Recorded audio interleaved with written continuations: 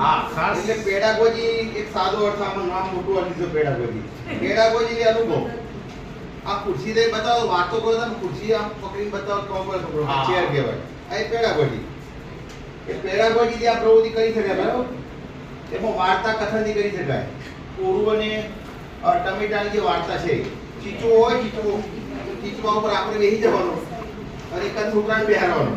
પછી બે છોકરો બે ત્રણ બે ચાર જેટલું વજન આપવું છે તો ચાર છોકરા બરાબર એક શિક્ષક તેવા પ્રશ્ન કરી શકાય કે આ છોકરો બરાબર કેટલા શિક્ષક આવો પ્રશ્ન એમાં કરી શકાય બરાબર. બીજી પેડાગોજી એવી છે કે રમત દ્વારા ગ્રામ ને કિલોગ્રામ. તો એક રમત બે બોક્સ બનાવાય અને આ બાજુ ઉપર ગ્રામ લખી દેવાય આ બાજુ કિલોગ્રામ અને બાળકોને વસ્તુઓ બધી આપી દેવાની. માનો કે ફૂટપટ્ટી આપો, મોબાઈલ આપો, પછી પથ્થર આપો. છોકરાઓને જો કહેવાનું કે આ ગ્રામમાં હોય કિલોગ્રામમાં તે બોક્સમાં છોકરાઓ મૂકીને આવે આપણે એનું ત્યાં નોંધ કરવાની હતી. અને જે છોકરું ખોટું હતું એને જાહેરમાં બતાવો કે આ છોકરાએ મોબાઈલ છે એને કિલોગ્રામમાં મૂક્યો, ખરેખર ક્યાં આવે કે ગ્રામમાં આવો. એટલે બાળકને એવી ખ્યાલ આવી જાય કે નાની વસ્તુ રહી એ ગ્રામમાં આવો. એટલે વજનનો જે નાનો એકમ ગ્રામ છે એનો ખ્યાલ આવે. પછી બીજી એક પ્રવૃત્તિ છે ત્રાજવાના ઉપયોગથી બરાબર. તો વેસ્ટમાંથી વેસ્ટ બનાવી શકાય. પેલો જે આવો ને ચાના કપ એમાંથી બાળક ત્રાજુ બનાવી શકે બરાબર.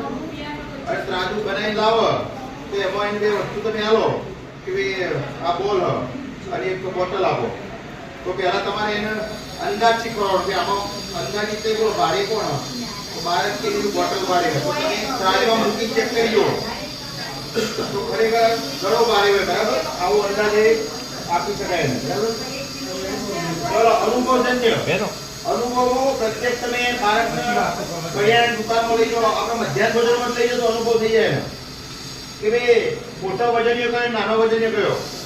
તો મધ્યાહન ભોજનમાં અહીંયા બતાવી શકાય કે મધ્યાહન ભોજનમાં મોટો વજનીય, વન બજારમાં મોટા વજનીય, કરિયાણાની દુકાનમાં મોટા વજનીય, પછી સોનીની દુકાન એમાં નાના વજનીય આવે. એનો આજુબાજુ સોનીની દુકાન હોય તે પણ અંદાજ લગાવી શકાય. ચિત્ર દ્વારા તો ચિત્ર દ્વારા પણ સમજાવી શકાય બરાબર. આવું ચિત્ર બનાવી બતાવી શકાય બાળકને કે ભાઈ આ 10 કિલોગ્રામ એમાંથી 1 કિલોગ્રામના કેટલા બને બધા 500 ગ્રામ છે બરાબર. તો આ 1 કિલોગ્રામમાંથી 500 ગ્રામના કેટલા બને આવા પ્રશ્નો પણ કરી શકાય બરાબર.